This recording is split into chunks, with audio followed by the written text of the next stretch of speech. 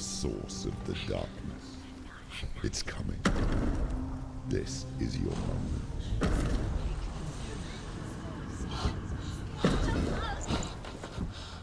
I'm sorry.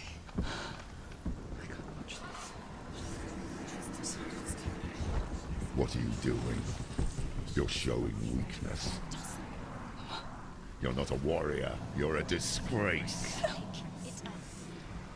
The gods will punish you for this. Pick up the sword. Pick it up. Fight the darkness. Fight it. Get up. Get up. Get up and fight.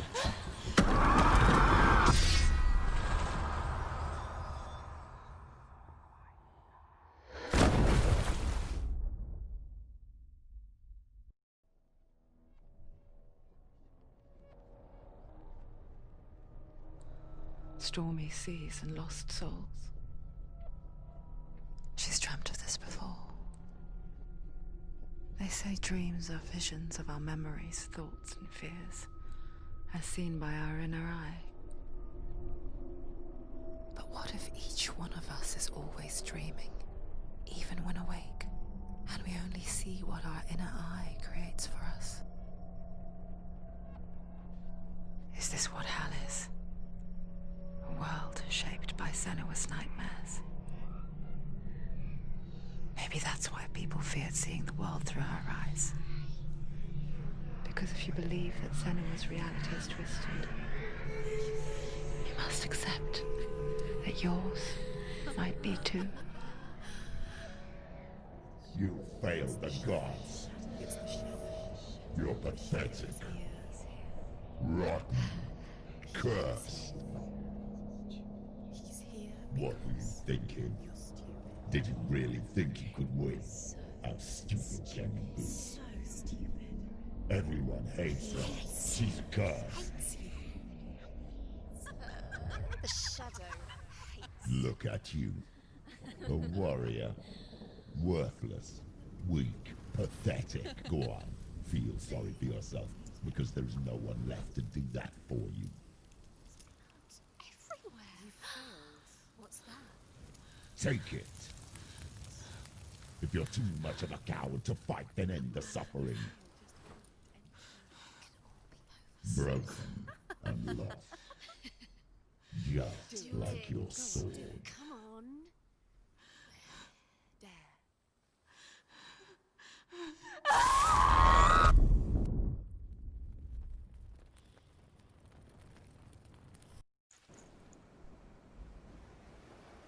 Why go on, when you give everything and face that which torments you, only to find that it is worse than you could have imagined? Why go on? Is it really so weak to ask this? Or are we just so afraid of the honest answer that we do not dare pose the question? Sometimes the answer lies in a memory, a feeling, a song.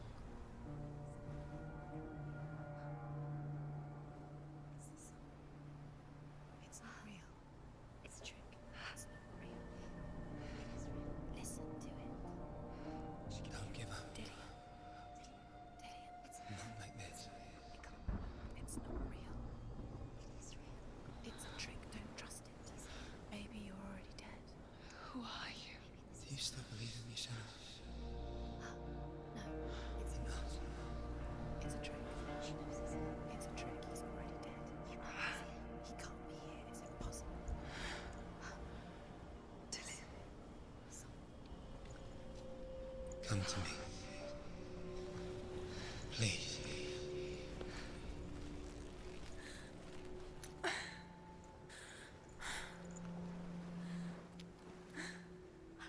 light. Go towards the light. It's him. There he is. It can't be him. It's just a trick. It's in your mind. No, he's here. It's in your mind. It's real. What's happening? Go towards it.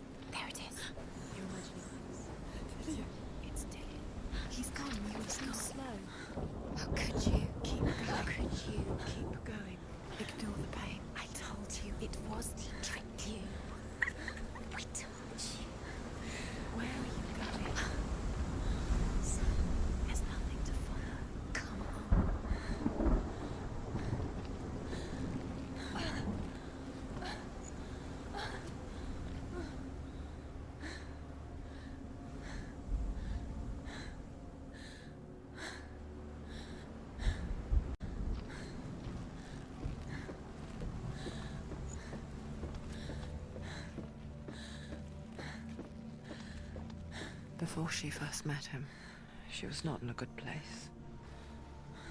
Just a teenager, but not like the others. Barely functioning, she rarely left the house. Her father's in-bell made sure of that.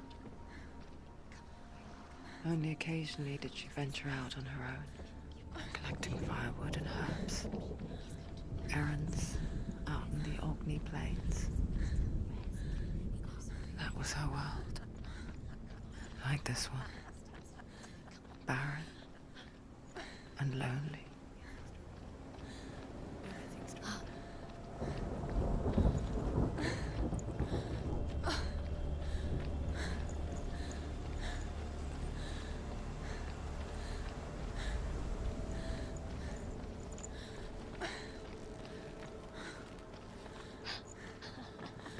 Already disappeared. Nothing lives here, not even you. Weakness. It's in your mind. You think you can see it, but it's in your mind. Where's the tree? There he was. The lone figure of a boy. He's there, under the tree. Sword lay under the shade of a tree. You have to keep it. She remembers the first time she saw him. Where is he? He's there. To her young eyes, Under the tree. he moved as if dancing, You can see him. and the world danced with him. Go The gloom lifted, and for the first time in years she felt a ray of hope.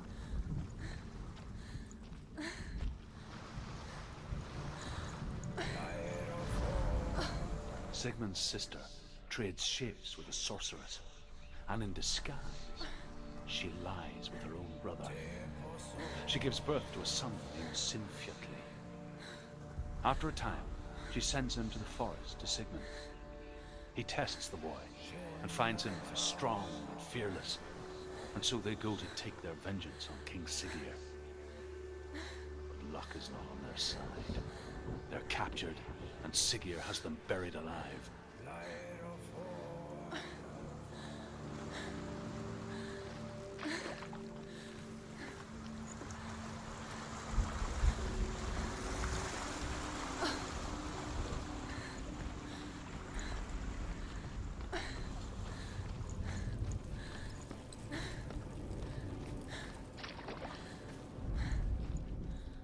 The Northmen tell of a great hero. His name is Sigmund. His father's hall was built around a great tree, and one day, Odin comes and thrusts a sword into the tree, a gift to whomever can release it.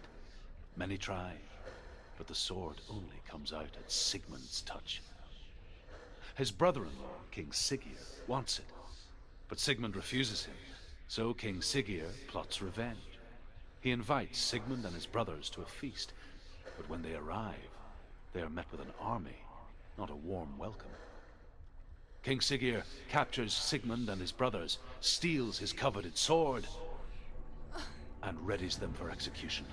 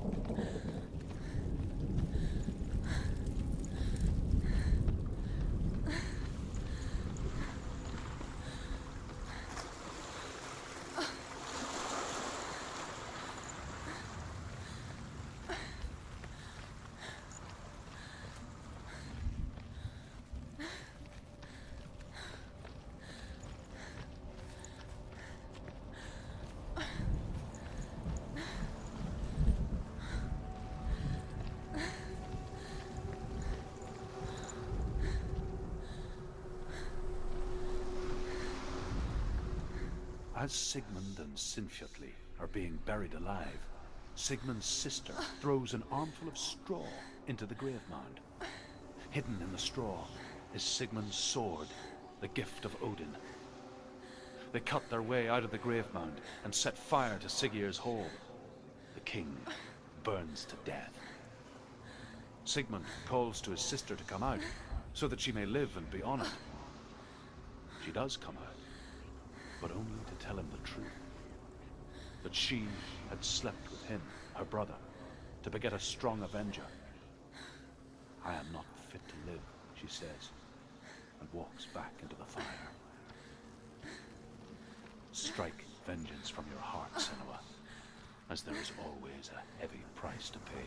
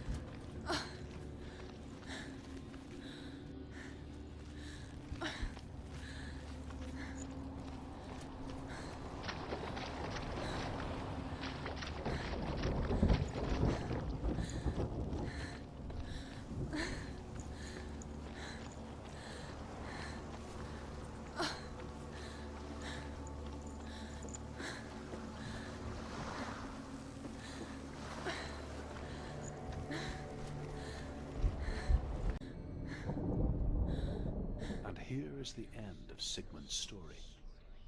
He was a fierce and great warrior who fought many battles. But one day, an old man came onto the battlefield. Although shadowed by a hood, Sigmund saw that he only had one eye. The man raised his spear, and Sigmund struck at it with his sword, but the sword shattered into pieces. Sigmund then knew that this was Odin, and thus that victory could not be his. He bowed his head and accepted his end.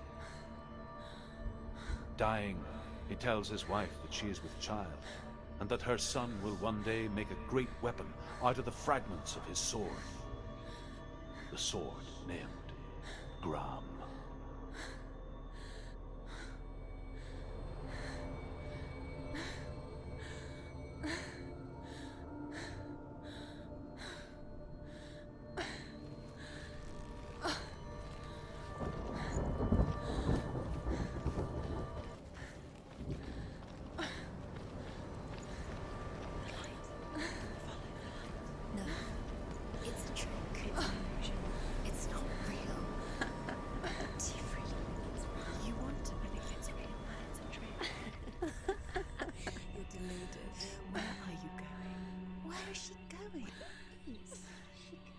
What is she following? You can't even fight. It's just deception. How does he so effortlessly court the world and bliss? If only she could do the same. See the world through eyes anew and dance with it, just like he does.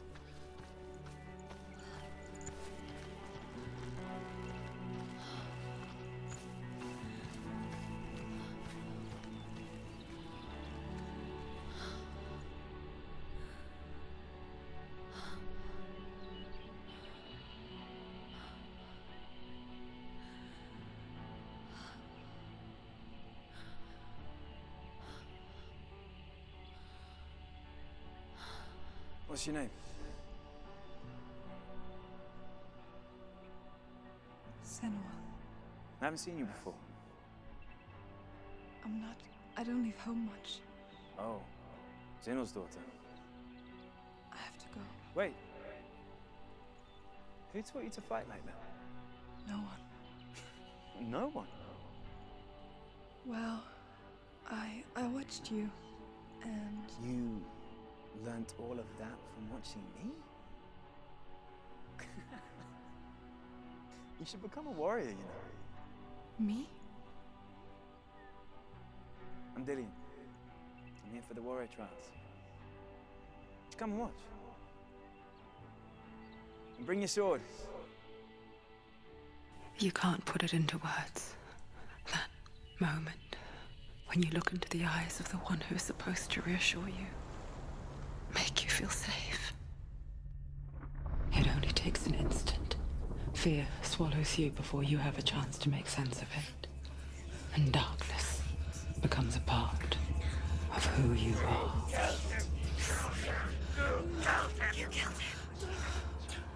But her world changed the day the Northmen took him from her. Senua knows that there's no going back to how things were. That there's nothing to go back to at all. Stay still, stay quiet, hide, don't tell her. Their gods can see into your mind. They will use this power to destroy you. They won't stop me. I can still feel it. Whatever's left of him, they will never let him go. I'm not gonna let him rot here. You're the one rotting here. Leave me alone. You will die here. No. And all your suffering will have been for nothing. Shut up!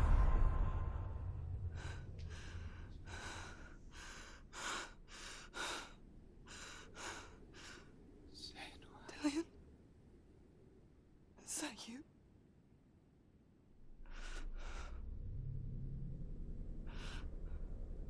I'll find you, my love. I promise.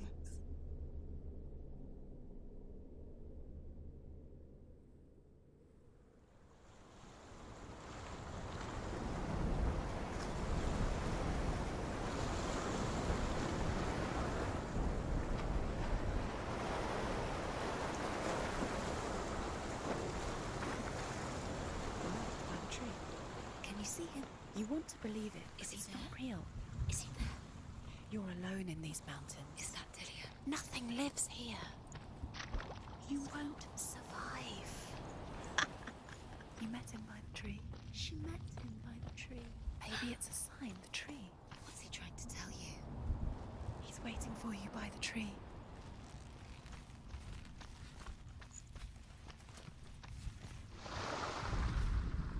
As the she-wolf licks the sweet honey from Sigmund's face, he bites the wolf's tongue.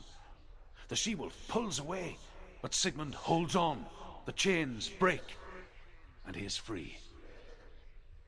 After his escape, Sigmund lives like us, hidden in the forest.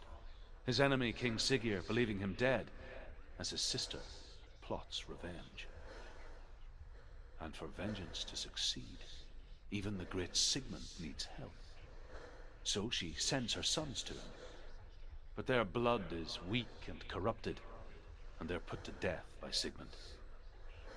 So his sister hatches a new plan, one that is cold of heart and pure of blood.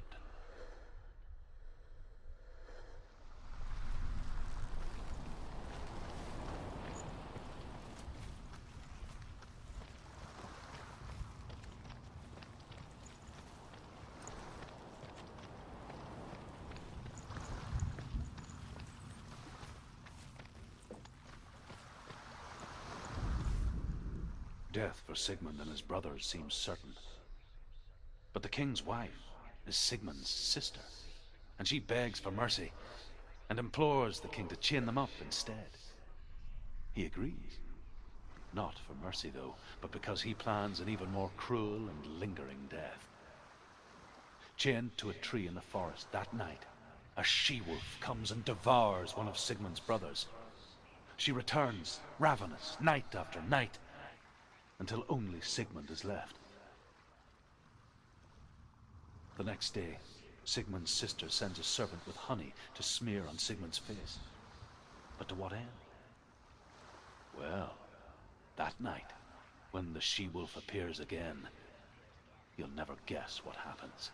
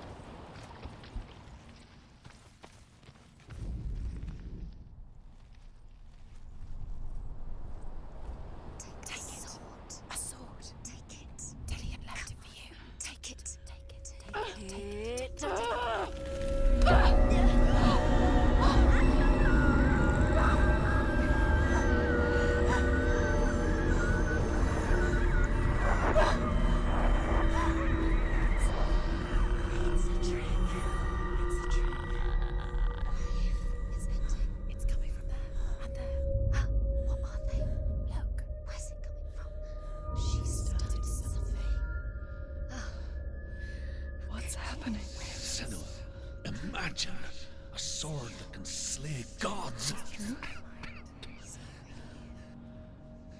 Its name is Gramr. It was forged by the god of all Northmen, Odin, and gifted to Sigmund, a great warrior. I need this sword. It's important. Can you help me? The sword appears whole, but it is an illusion. It shattered into shards long ago.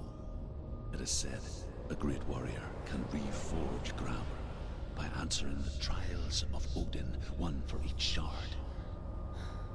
The roots of the Tree of Death will take you to new lands where you will face the trials. Go to the shards. Go to the shard. Go to the shards. What's the shard? Find it. It's the metal runestones. It's in front of you. The metal. The runes. Find it. There it is. Focus. There's the shard. Focus. Focus. Use your eyes. Look. Get closer. A king in the north forced the dwarves to make a sword that would never fail and never rust, and that would slice through iron and stone and bring victory to its bearer. But the angry dwarves cursed it. It would be the death of a man every time it was drawn, and it would be the death of the king. Let me tell you about the sword Tyrving.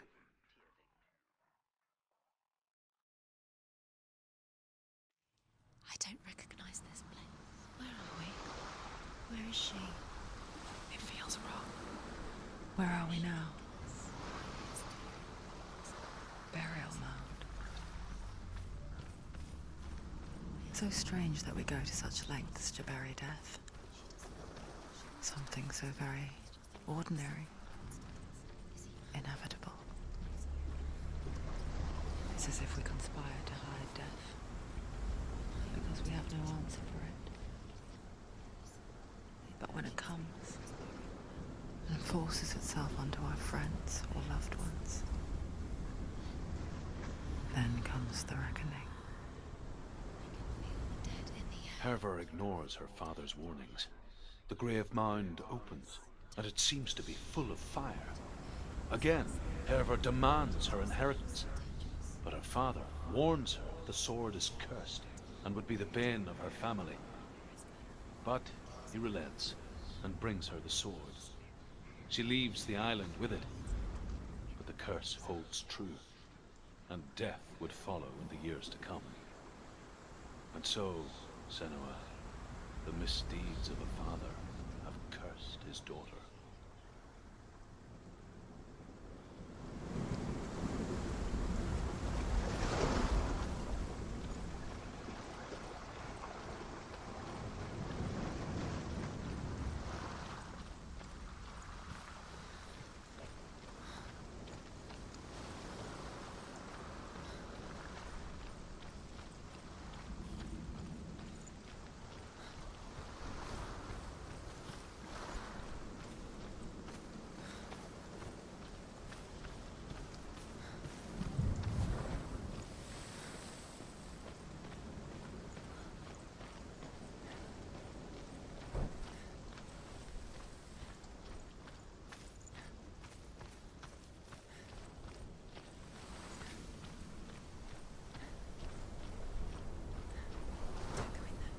Go in. You have to go in. Take the torch. It's too dark. Take it. This will help you. Careful. You have to be able to see.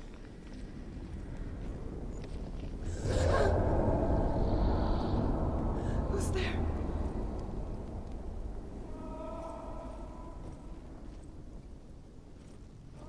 Dillian, I'm here. I'm here for the trials. Like when we first met, remember?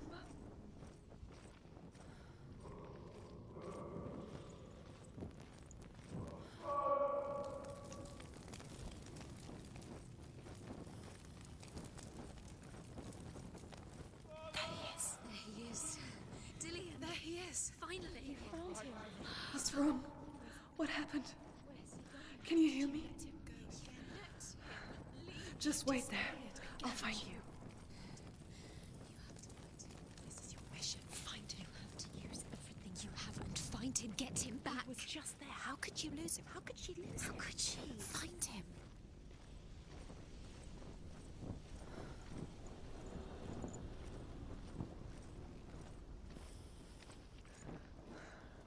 I'll find him.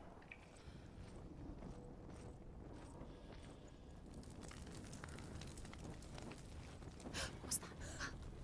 Did you hear that? Nothing. Was that voices? Is that his voice or the voice of the dead? Not Dillian. Dillian's calling to you. Can you hear him? Where is he? Senua, you remind me of a story that the Northmen tell about a young woman warrior. Her name is Herver, the daughter of a berserker, born after he was killed. She's a wild, willful child who teaches herself to fight with weapons. When she learns where her father is buried, her only desire is to reclaim the treasure buried with him, but above all, the sword, Tyrving.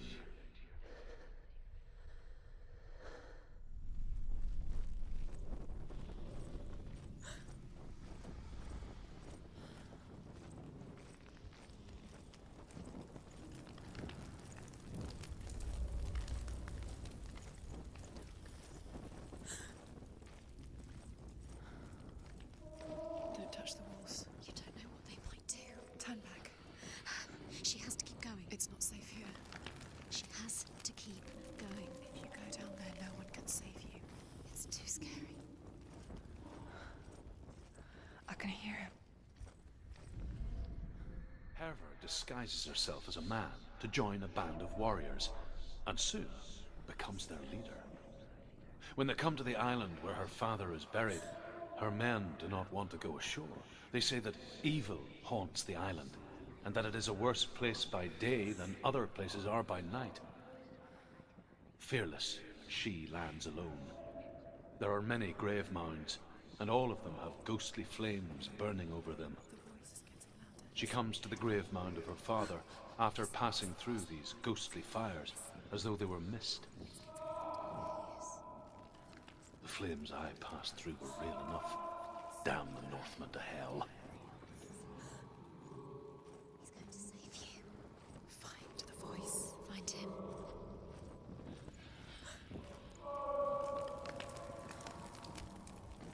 It's not him. It's not him. We told you. We told you it was a trick.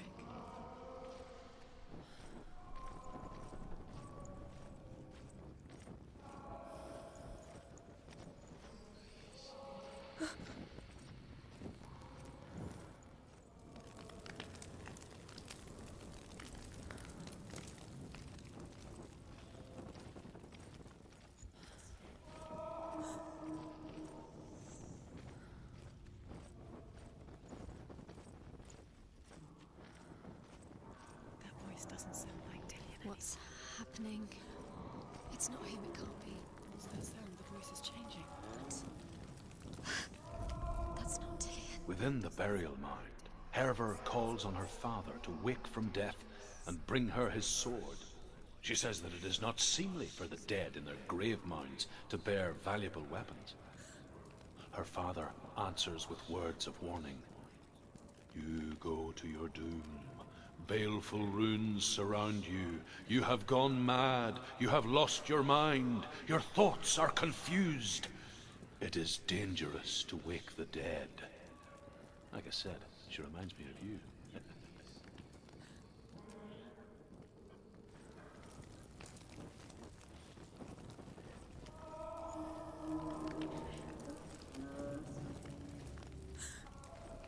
What's in there? What's in there? What is it? A secret, Roya. There are bars. How do you get in there? How does she get in there?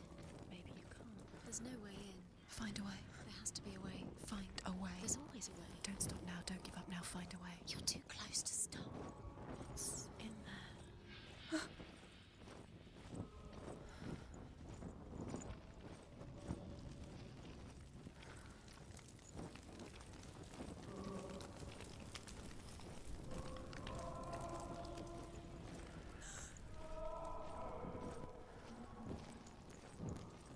Find another way. It's not working. You have to use your mind. Where can you go? You're failing. Find another way. Think. Focus. Use your mind. Where's he gone? He's disappeared. let him slip through your fingers once again. Think clearly. You have to find another way. There has to be another way.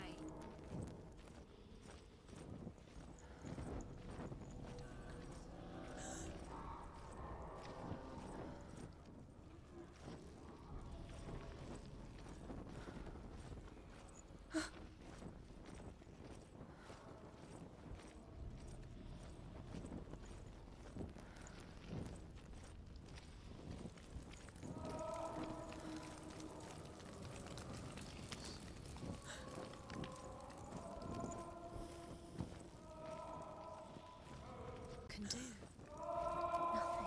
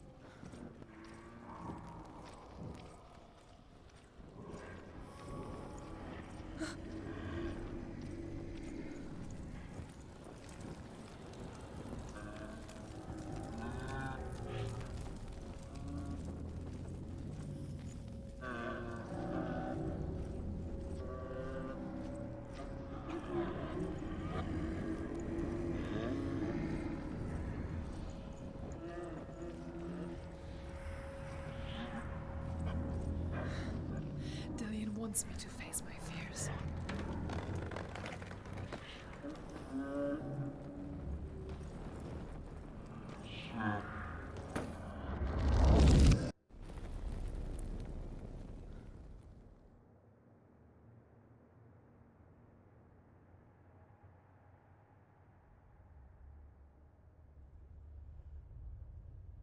Father?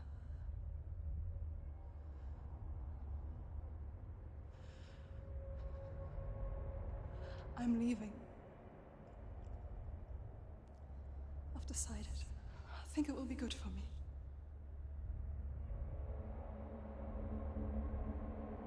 It's the darkness. It's speaking through No, you. Dad, it's me. I think I can beat it. In my own way.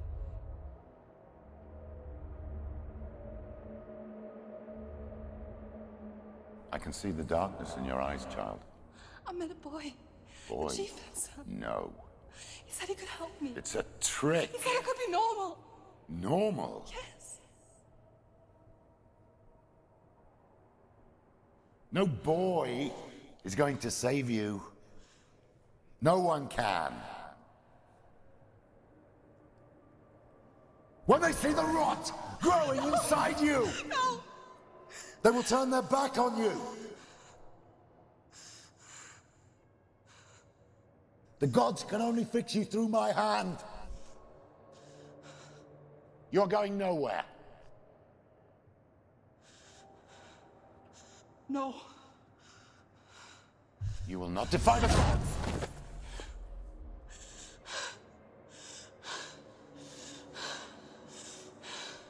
Come, child, take my hand. Come. Senua. I am leaving! You cannot escape the darkness. Your curse will make everyone suffer. You will have blood on your hands!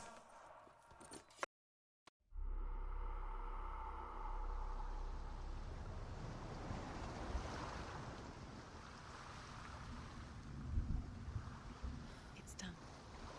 You did it, but there's more.